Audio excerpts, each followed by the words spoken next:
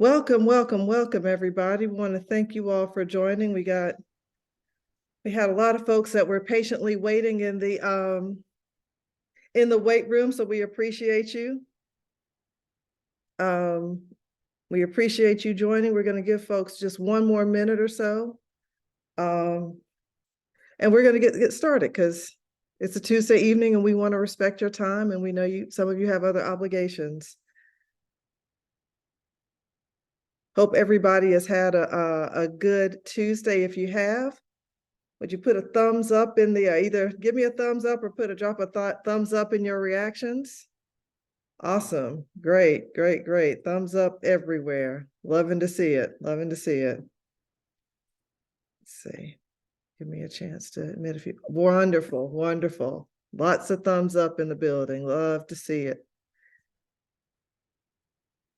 Let's see here.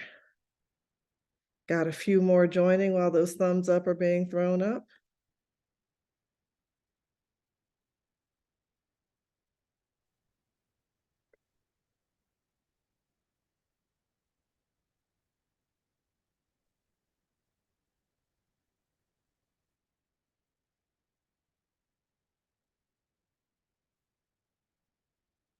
Great.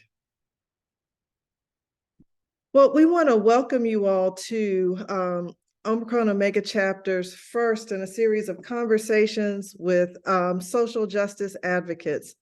And we're really honored to have with us a two-time Olympian. I'm going to give her her full props and a full introduction in just a moment, but we're really honored to have Gwendolyn Berry with us today. And a little background on Gwendolyn. My name is Michelle Clement. I am chair of the Advocate for Social Justice Committee in Omicron Omega Chapter of Alpha Kappa Alpha Sorority Incorporated.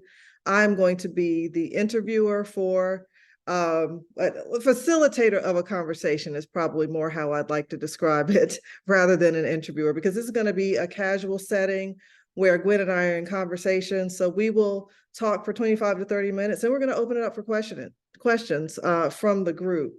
But to give you a little bit background on Gwendolyn's impressive life, she's a world-class athlete who started her hammer throw career in 2008 at the University of Southern Illinois. She gained notoriety in 2016 when she made her first Olympic team and broke the indoor world record in hammer throw. She is a human rights activist who was named the 2020 Toyota Humanitarian Award recipient for her continued activism, bringing awareness and educating others on issues of social justice. Since her advocacy on the podium during the 2019 Pan American Games, Berry has become one of the most outspoken leaders in sport fighting to bring awareness to issues of social injustice. Berry has used her voice to speak powerfully on her social media platforms and in dozens of interviews with the media and on podcasts to educate others on the issues facing underserved Americans, mothers, and female athletes.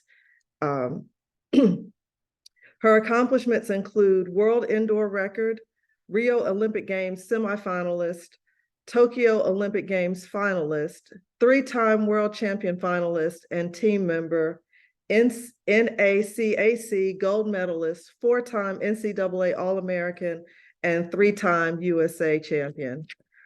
So let's welcome Gwendolyn Berry, just by show of claps, thumbs up.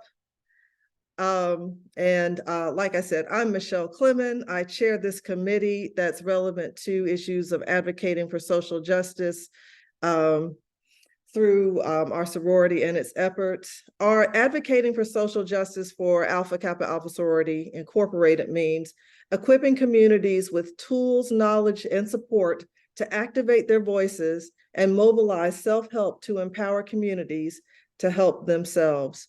The background that I bring to this particular conversation is that my scholarship and work is around athletes and activism. I've written a book chapter on the topic.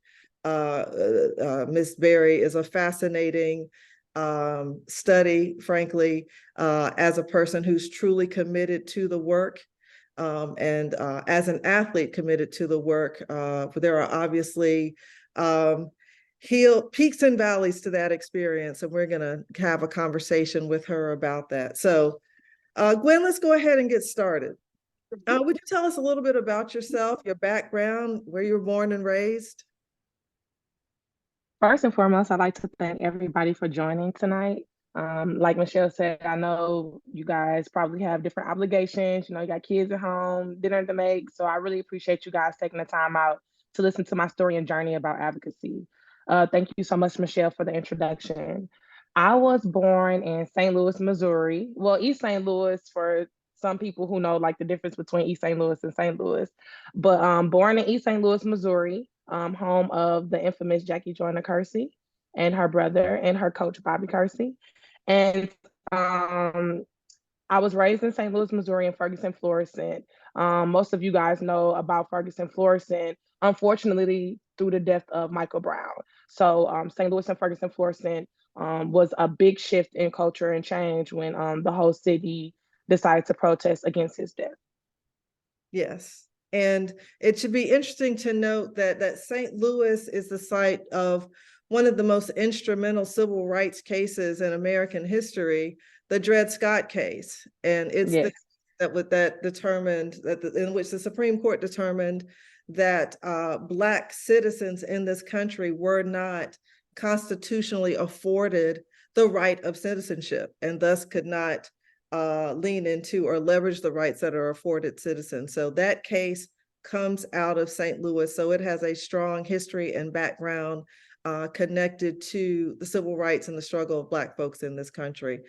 I'm curious, Gwen, how did coming up in a city like St. Louis and with its civil rights background, how did that influence you as a youth, as a child? I think it influenced me more so through my parenting and my guidance, right? So my father, he was a pillar of, you know, understanding Black history, Black culture, you know, civil rights. So was my grandfather, his father. And so I think it influenced me in that regard because my father raised me to be very, very adamant and very, very open and aware of what was going on in the communities, you know, being an advocate of communities, always supporting people in the communities and just always being involved. So I think it did, you know, me being raised there did prompt that through him, but also just me being raised there, you know, it made me who I am, right? So we know that St. Louis has, you know, this historic heritage when it comes to civil rights. And so I think, you know, it made me realize what my city needed, what my community needed. And I think that's where my passion, you know, came from. Okay, great. So we have a sense of how you came, how your background informed, um, your perspective as a social justice advocate. We also know that you're an athlete as well. How did you come to sports and how did you come to hammer throwing specifically? Okay, so again, I rely on my father because we know that every man wants their first child to be a boy, right? So I was not a boy, but my father pushed me into sports. So I played baseball with the guys. I played football. I played basketball. I used to get beat up, okay, guys, because my father was, you know, the sports king. So I was pushed into sports at an early age, and I excelled and I exceeded, and I was pretty unapologetic and very like you know, passionate about sports at a really young age. And I was bigger than most of the girls. So, you know, I was always successful in sport. And so with that upbringing, it made me realize that when I went to college and when I wanted to pursue sport in college, I wanted to do it on my own regard because I wanted my successes and my failures to be based off of myself alone. So I wasn't really a team player, but I wasn't opposed to being a team player if I had to. So I decided not to go to university for basketball, but for track and field instead. And Okay. so here I am, not even knowing what the hammer throw is. And I got recruited to Southern Illinois University of Carbondale for being a sprinter and a jumper. And so during my sprinting, I was told to do the multi events. And we know that in the multi events, you have the shot put. So I had to train with the throwers, but only just a little bit, just to throw the shot around just a little bit. But the coach at the time said that my tenacity and my passion reminded him of an athlete that he coached once before at Ohio State. And so, they asked me to throw the hammer, try the hammer, try the hammer. And I was just like, absolutely not. I'm not big enough. I'm not strong enough. I do not want to do this. So my college coach told my high school coach, and my high school coach sat me down and said, Gwendolyn Berry, you can be a world-class athlete at this event. If this coach believes in you this much, you should really give it a try. Mind you, no athlete in the world goes to college and switches events and then gets good at them really quickly. But I had no choice. If I wanted to pursue this event, I had to be good in 3 years in order to be either professional or even on the NCAA level. And so I came back to Carbondale after talking to my high school coach. In my sophomore year, I started the hammer throw, and I got really good at it really quickly. Okay, so for those who might not be familiar with the hammer throw as opposed to discus or shot put, can you describe for us what that event is exactly? Okay, so discus and shot put. So discus is the sphere that you like sling with your hands, and the Mhm. shot put is the one that you put on your neck. Yes. So the hammer throw is totally different. The hammer throw is a ball with a string and a handle, and you literally are wrapping it around your head and throwing it out of a cage, out of a net. And not only do you have to throw it out of a cage, out of a net, you have to stay in a circle as well. So the hammer throw is one of the most technical events in track and field. So how were you able to catch on easily to it, or did it take a lot of, I mean, clearly you were athletically gifted, so I'm sure that helped, but Right. how So challenging? fortunately, yeah, it was a big challenge, but fortunately, I had enough balance, I had enough foot technique, and I just had enough perspective to where within 3 months I caught on pretty quickly, and I almost qualified for the junior Olympic team. So Oh, it was fast, and I was so happy that I learned quickly because it's a hard event. it sounds hard. I get it. I get dizzy just thinking about the process of it. So young lady from the Lou Yeah. heads down to Carbondale for college. And Yes. do you have Olympic aspirations at that point? When do the Olympics become a part of your landscape and thinking? Right. So I had no Olympic aspirations at that point. I only watched the Olympic Games as a kid on TV like everybody else that I knew. And so I think my Olympic aspirations began my senior year, which was my third year of throwing, where I was one of the only American women to have thrown 70 meters in college. And so once I had that mark in college, and 70 meters, just to give you a little perspective, it's almost the length of a football field. So I did that in college. And so once I did that, my coach was just like, okay, you should probably try to work a job and pursue this professionally or even try to make the Olympic team because you're doing some things that only a few American women have done in history. And so I graduated college in 2011, and then I worked multiple jobs, and trained my butt off to compete for the 2012 Olympic Games. And I was actually the team alternate. So I missed the team by one spot. Okay. All right. So really immersed in sports and your pursuit of an Olympic career. Tell us how you get involved or how your activism gets engaged in this life that is very Olympic focused at this time. I feel like the biggest thing that really activated my passion for activism was two things. I feel like one was lack of representation in the sport, and with the athletes in the sport, and then also just the cultural awareness that I was experiencing while I was, training and practicing, right? So, I would train in some of the worst neighborhoods in Carbondale, Illinois, and then when I moved to Mississippi, and then when I moved to Houston, I trained in the worst neighborhoods. So going to practice every day, I would see the homeless. I would see people in underserved neighborhoods struggling outside, maybe no electricity, no resources. And it really got to me that I was fortunate enough to, train for something that no people couldn't really imagine doing, which is the Olympic Games. And yet I have to see this every day as I'm passing by. And so I think that was one of the biggest things that really prompted my spirit with activism is like, what can I do to be an asset to these people? Like, how can I, give these people a voice or show that I support these people? And again, back to like a representation, I was one, the only mother, two, the only Black elite hammer thrower in the field of play on many occasions. And I was always in uncomfortable spaces. I was always judged. I was never accepted in these spaces. And so I feel like that prompted my activism as well. I have some sense of it, but would you tell the attendees, particularly about your experience in Mississippi and how that influenced and guided your perspective on activism? Yeah, so my experience in Mississippi was probably one of the most trying times of my life because here I am at the University of Ole Miss, and I don't know if you guys know the University of Ole Miss history, but the city and the school is very, very racist.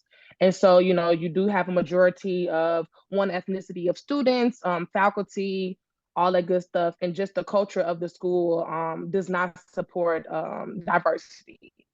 And so I was in that space, training, being disciplined, being dedicated, trying to work in that community. And I was not supported. Again, I was judged, I was ridiculed, and I felt like I was losing who I was. So at the time, a friend of mine was going to school with a man who ran a freedom school. And so I had never heard about freedom schools until I went to Oxford, Mississippi. And so upon, researching and understanding what I would get from attending the freedom school, I decided to start going. And when I attended that freedom school, that's when my world just opened up, right? Because all I thought and all I learned my whole life was the biggest thing was that, we were only slaves. And so when I went to this freedom school, I learned so much about Black history, Kemet, Africa, all the amazing things that, Black people invented, strived to achieve, gone through, overcame, and it really empowered me to speak and, just become a better person. It really changed my life. Right. And for those who may not be familiar, could you give us a description of what freedom schools were or are in Mississippi and some of their historical background? Right. So the best way I can describe it is a freedom school is a school that is you do have like legislation and different types of protocol that you have to adhere to, but it is independent of the American educational system. So in these freedom schools, of course, you have to have math, sciences, English, but the core curriculum does not have to be the same as any other American institution. So you are free to speak about heritage. And so because my freedom school was Black, obviously, we talked a lot about Black history and about Black heritage and things that we are not taught in the American curriculum. And freedom schools were invented to protect slaves, to give slaves education, historically to support education from slaves and those who could not have free education in American culture and society. Right. So freedom schools were the alternative too, because Blacks could not go to the public schools. Freedom schools were the alternative. Right. Right. And we're typically very pro-Black in their orientation and what they taught their students. So I'm curious, how do you go from, Right. how do you get to Ole Miss? Like you were at Carbondale. How is it your training that takes you to Ole Miss? Or how did that happen? Yeah, so my coach got the job. Yeah, my coach got the job to be the coach at the University of Mississippi. And so, it was either stay in Carbondale and be coached by someone different or follow my coach to pursue this Olympic dream that I had. So ultimately I decided to uproot my life and move. Okay. All right. So you get to Mississippi and have this eye-opening experience through these freedom schools. What does that prompt you to want to do as an activist, being exposed to these freedom schools? The biggest thing that the Freedom School prompted me to do is speak out on different micro and macroaggressions that I was experiencing as an athlete, as a Black female athlete, and again, as a mother, right? So I always used to experience certain things, even from my coach, to where I had to change my coach, ultimately, who I made my first Olympic team with, to a different coach who helped me get to my second Olympic team, because there were so many small things that I really didn't recognize or really didn't feel the need to speak out about. And so I feel like that was the biggest thing. And another thing was just being an advocate for athletes. I feel like a lot of athletes, because they are binded by contracts or they're binded by, NCAA rules, they're really not allowed to express certain things that happen to them when they are training for these Olympic Games or championships. And so the biggest thing was these freedom schools gave me my voice, and it gave me the courage to say, look what, look what history has brought us to. Look what our forefathers and our ancestors have gone through and overcame. And these issues are still affecting us today. And so if we never say anything, then nothing will change. Great. And what was the reaction to your advocacy in Oxford around those issues that you were encountering? The reaction was a big fight between me and my coach. And uproar of the team. The team was definitely like, Gwen's right, go Gwen, go. It was, a lot of meetings, a big uproar. And ultimately I left the program because I knew that, my coach was not supporting who I was as a person. I was being used because I was a really good athlete, and my life was not being considered outside of just being an athlete. And I think that's another thing that athletes really experience all the time, but don't speak out about. We are more than just athletes. We are different. We are advocates. We have feelings, we have emotions. We want to talk about certain things that affect us, mental health, maternity, all those good things. And I wasn't being supported in that space. And neither was a lot of athletes. So yeah. So you go from that experience to continuing to pursue your dreams of becoming a member of the Olympic team. Talk to us about how aspiring to be an Olympian interacts with the need for sponsorships. Like how important So the biggest thing that people don't understand about the Olympic Games. Go ahead, I'm sorry. Right. I'm sorry. We were glitching. Oh. Okay, so the biggest thing about the Olympic Games that people don't understand is the Olympians do not get paid, right? So we only get paid from sponsorships, and we only get paid from independent events or competitions outside the Olympic Games. So essentially looking at it like from football, right? Imagine if football players only got paid $1,000 to $2,000 every game they played, but they did not get paid for the championship game or the playoffs. So that's essentially what the Olympic Games is. Athletes do not get paid for the Olympic Games, but they can seek sponsorship independently outside of that. And that's really hard because now you are lobbying yourself and selling yourself to different companies and organizations who may want, again, the representation. So they may want to represent you as an athlete. However, they may not want to represent the causes that you seek to fight for or advocate for.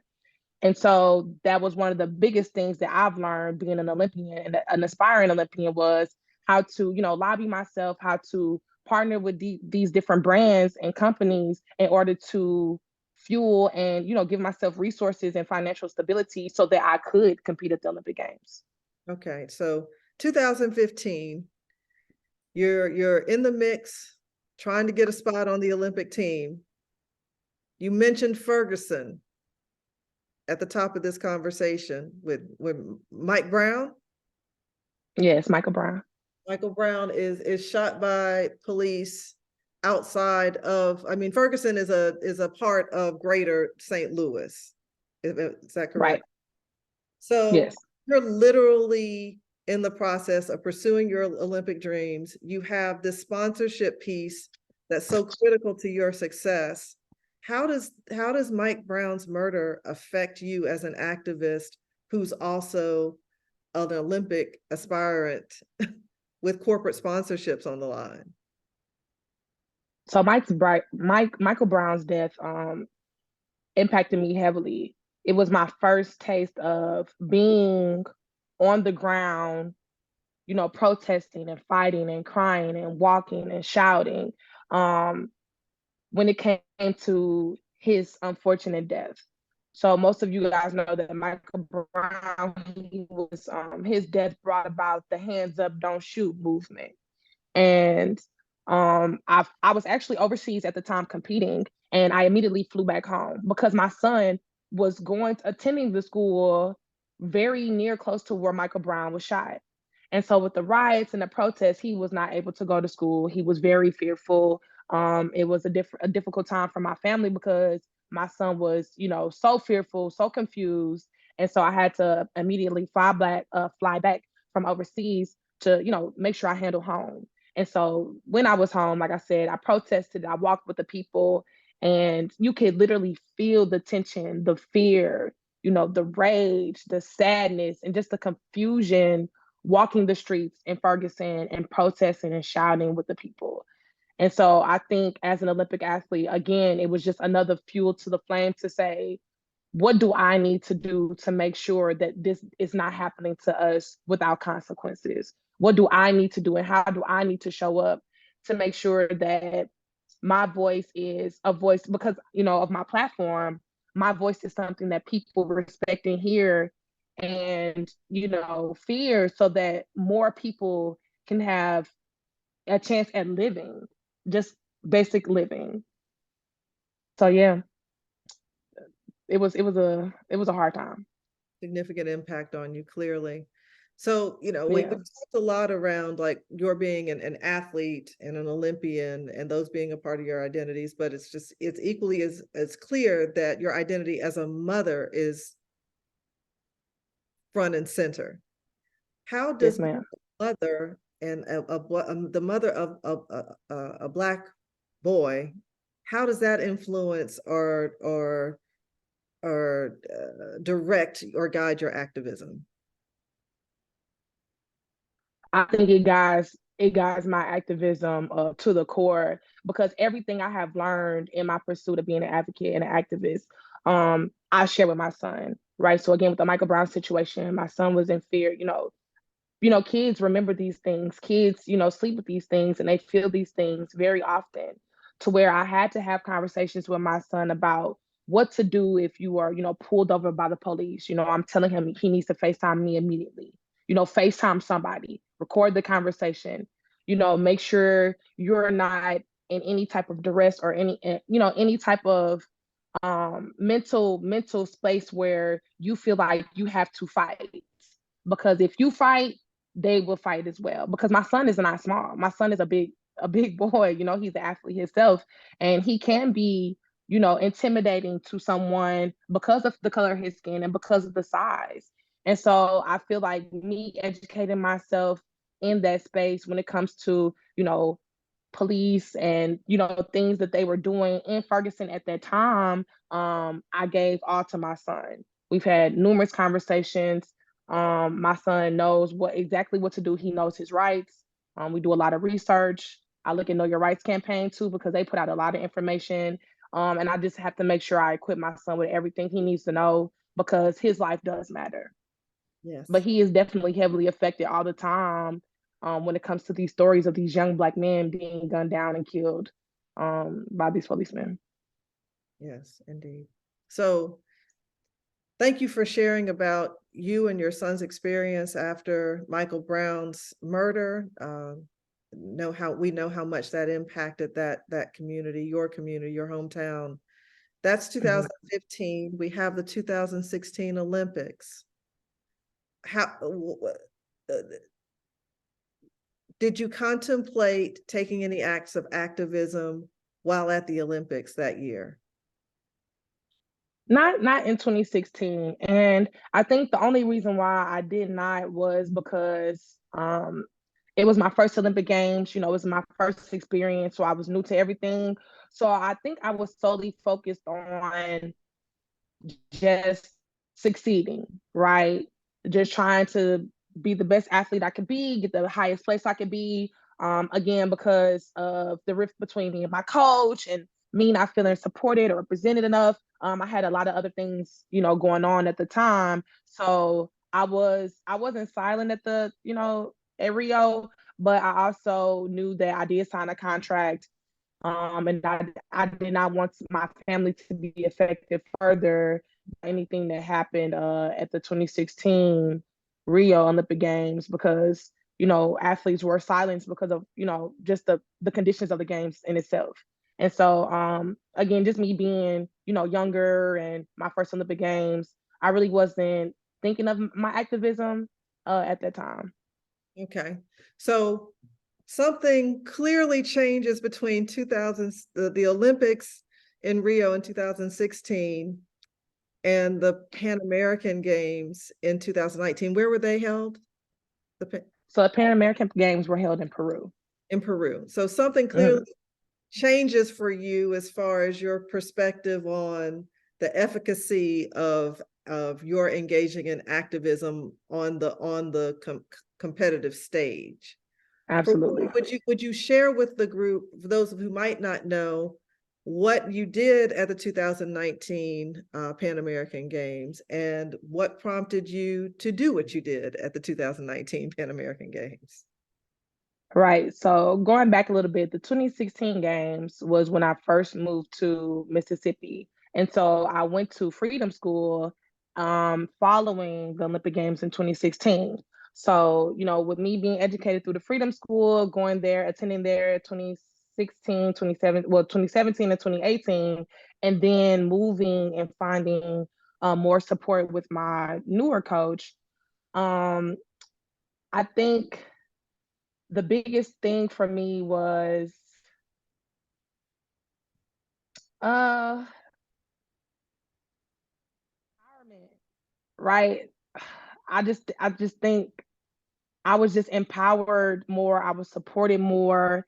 And so in 2019, again, after training in Houston and always going through these, impoverished neighborhoods, these underserved neighborhoods, I was finally tired and I had enough. So in 2019, at the Pan American Games, I decided to raise my fist in solidarity with the Black and Brown people and of America, to give us a bigger voice and to say enough is enough. If America is who she says she is, there's no reason why, there should be these issues going on racially and socially. Okay. And I'm curious how much by 2000, between 2016 and 19, you also have going on in the country. Colin Kaepernick has taken the knee, right? The NFL player, some NFL players have gotten behind that. So Right. that movement is going on too. How much did that influence that decision or make you feel even more empowered or emboldened to take the stand that you took on the stand? Absolutely. I was empowered so much so because I was just like, here this man is who is doing this. And honestly, what's crazy was when Kaepernick did that, so many athletes felt the same way, right? Including myself. And so even though I wasn't on a big stage at that time in 2016 or 17 or 18, because we had our Olympic Games later, I was so impressed by his courage. And then you see the media to where, he was getting kicked out the NFL, and the players who were supporting him were silenced and losing their contracts and losing money, and being blackballed by the NFL. And so that really took a hold on, my mindset to say, okay, if this is what happens when people stand up for things that are right, again, what are we doing as a country? You're kicking the man out of the league because he is standing for something that people need to talk about, general awareness. We need to have these discussions. And so I think that empowered me as well. Again, with my experiences in training and, just my lack of representation and support in the sport, I was just like, enough is enough. I have a few more questions for you, and then we're going to open the questions up for the entire group. So you take the stand that you take on the stand by raising your fist at the 2019 Pan American Games. What are the repercussions for that for you? How did that affect your career? The repercussions were detrimental. Y'all, when I tell y'all, as soon as I got off the podium and I got a call from one of my sponsors, which was the New York Athletic Club at the time, they literally called me on the phone in Peru as soon as I got off the podium and threatened me. And at the time, the New York Athletic Club and the USA Track and Field Foundation, they were my biggest supporters. So I was generating up to $60,000 a year just with those two sponsors in itself. And so as soon as I got off the podium, they called my phone and said, Gwendolyn Berry, we do not support this. You better not ever do anything like this again, or we will kick you off, your sponsorship. And then a few days go by, and then I was immediately terminated by both of the companies. And so, of course, this affects my family, right? My son is in high school at the time. He's going to a private school. Even though he did have, a scholarship, we were paying for different things to support him. And, he got the backlash too. People were coming up to his school, threatening him. We had to talk to the football coaches because they were coming during his practice times. I was being threatened via mail, by phone. People said they knew where I stayed. They were going to come and get me. The repercussions were just very, very detrimental. And to say the least, I was not going to be able to compete at the 2020 Olympic Games had it had happened. I was put on a punishment by the United States Olympic Committee and the International Olympic Committee. And so had it not been for COVID, I would not have been able to compete or to fight for a chance to compete at the Olympic Games. And am I right that you wouldn't have been able to compete? So after the stand you took in 2019, you were disciplined for a year and restricted from competitively competing for a year. And so if the 2020 Summer Olympics had occurred as planned, you would have been ineligible because of that disciplinary action that you were under. But because the Olympics were delayed by a year, you had served your disciplinary period. So you were then. Absolutely. All right. Yes, that is correct. And we see this, it's so profound because you think about the history of protesting at the Olympic Games, right? So I did what Dr. John Carlos and Tommy Smith did, raising a Black fist and Black solidarity.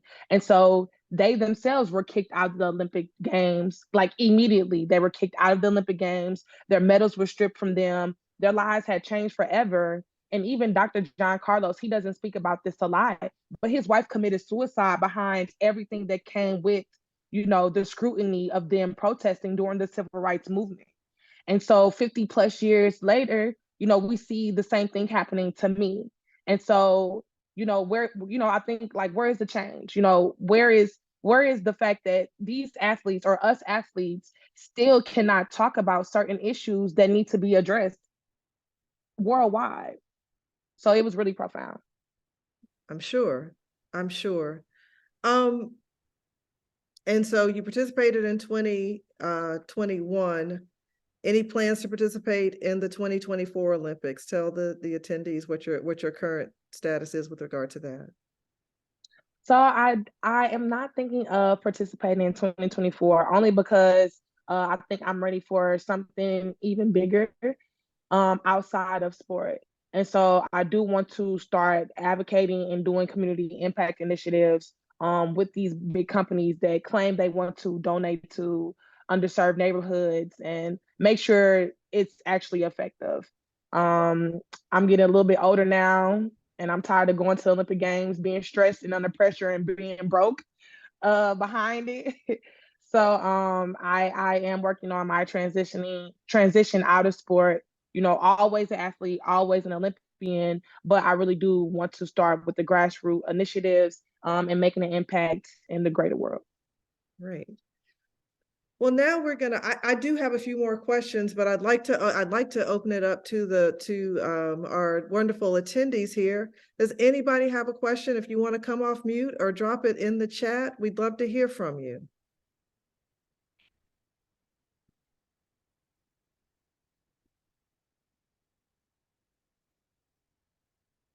I have a question. Okay. Hi, my name is Nikki Jefferson. Hi.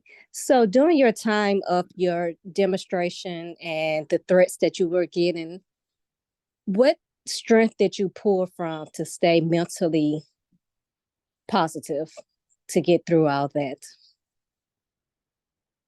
That's a really great question. I think I pulled from two things. One, the negativity really showed me that what I did was necessary. I think the only way you can change is to be in an uncomfortable position. And I made the world uncomfortable. Even the White House talked about not allowing me to compete or giving me a chance to compete, at the Tokyo 2021 Olympic Games. And so even in getting that far up, I feel like the negativity made me say, okay, Gwen, is having this big of an impact. This is necessary. You should stay the course. Again, Dr. John Carlos is one of my biggest mentors. I had numerous conversations with him, tears, cried tears, told him I didn't want to compete at the Olympic Games in 2021, told him I was tired of everything. And he really gave me a voice, and he was a really, really big support. And his strength and his story, the things that he lost encouraged me too, because I knew that, you know, he lost so much so I could try to fight for what he lost to really, really make an effective change. I think the second thing was, again, my son. For people to threaten my son just because I wanted to bring awareness to social justice issues, I feel like it was up to me to make sure and to prove to him and to my family that what I stood for was important, and his respect and his love for me for standing up for Black and Brown people all over the world, encouraged me to keep going as well. Thank you for that question, Nikki. Charlotte, I see you have your hand up. Hi, Ms. Gwendolyn. Thank you so much for allowing us to be able to talk to you tonight. I have a question and a comment. I was an athlete myself. I swam for 14 years competitively. And in an environment in Atlanta, we were the only Black swim team in Atlanta. So I've been in those environments where it was literally nobody that looked like me.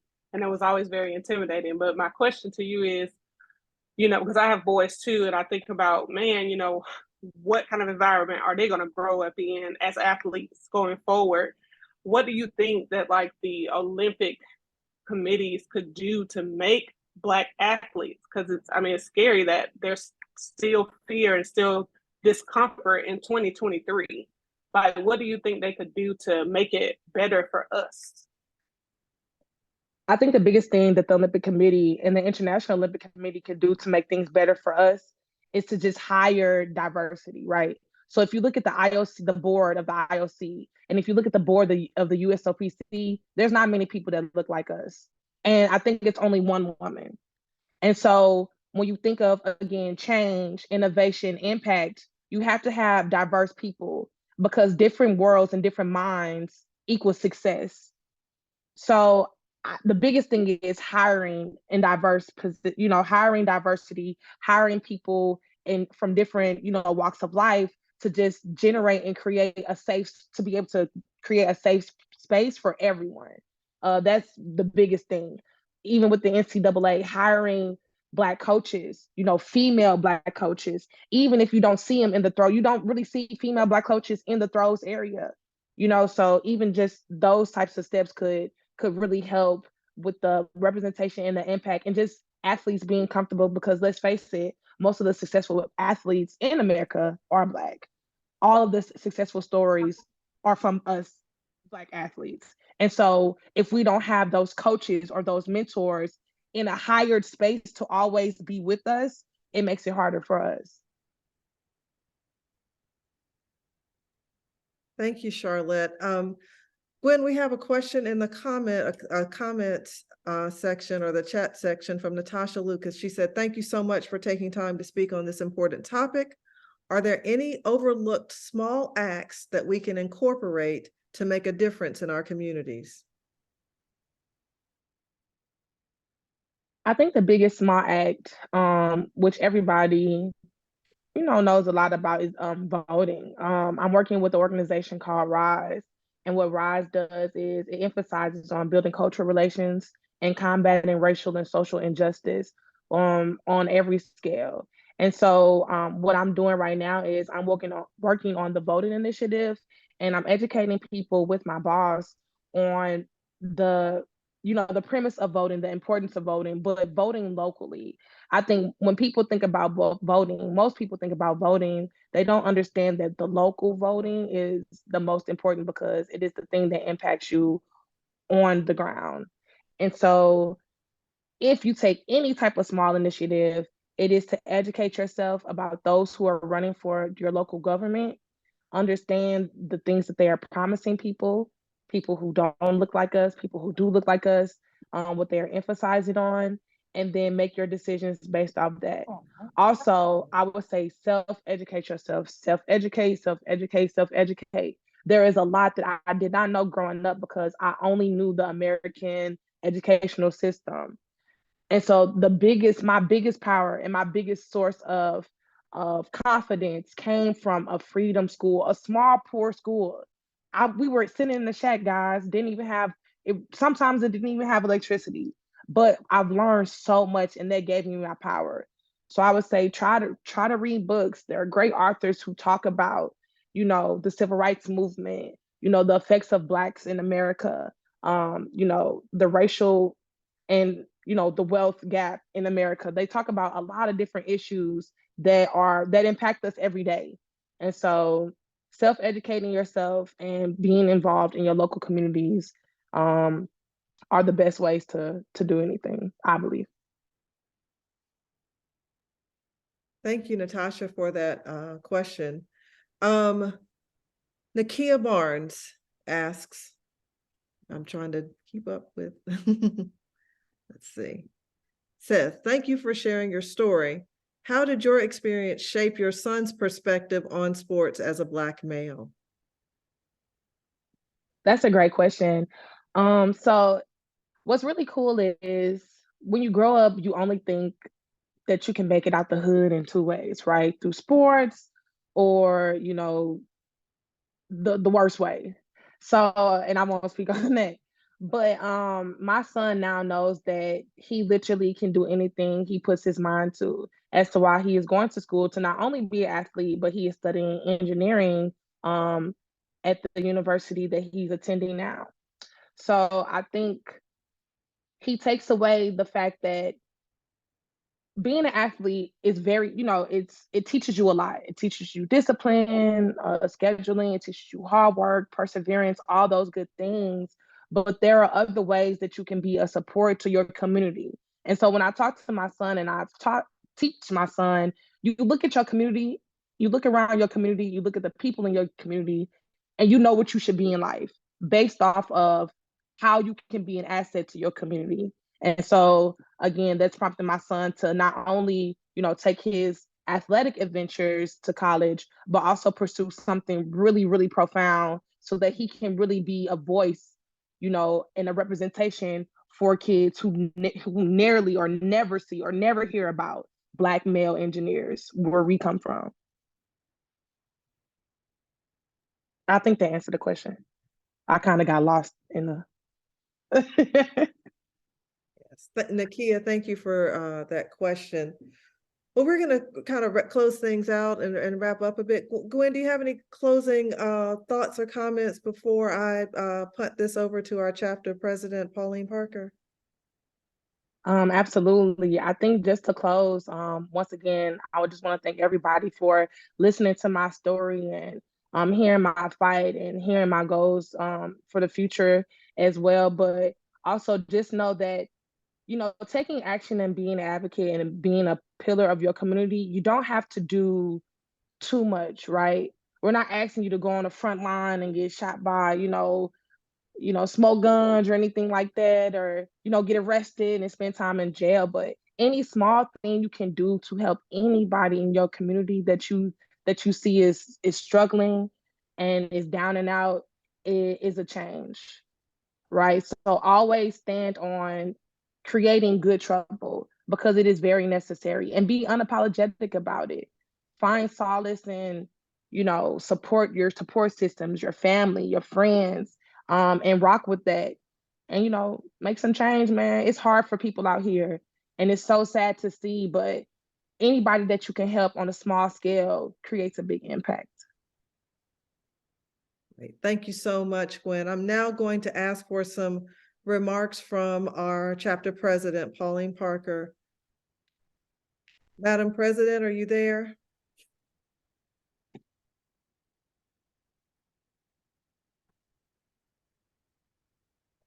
Give her a chance to come off of mute.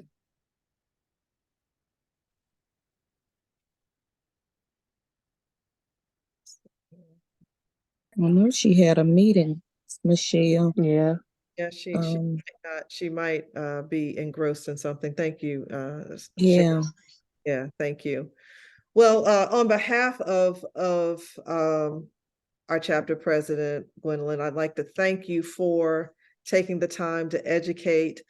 We have chapter members as well as non-chapter members on this Zoom. So you have really educated by sharing your personal story. Like you said, these things are local and action comes from what we do as individuals. Yes, there's power in the collective, but the collective starts with each individual in it.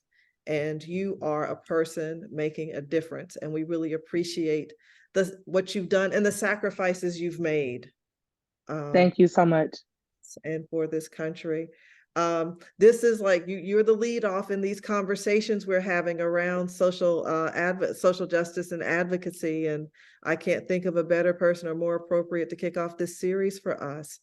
So thank you so much for that. Thank you to our attendees tonight. We're really excited. Wherever you are, we're excited that you carved out some time this evening to be with us. We hope you have a safe evening. And that's going to be it for this event, y'all. Have a good one.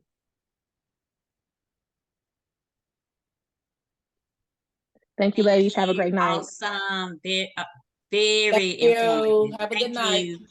Have a Good great night. night. You Thank enjoyed you. it. Thank you. Y'all have a good night. Thank you. Have a good night. Thank you, Gwendolyn. Thank you. Thank you. Mhm. We appreciate you joining us. Yeah, I want this.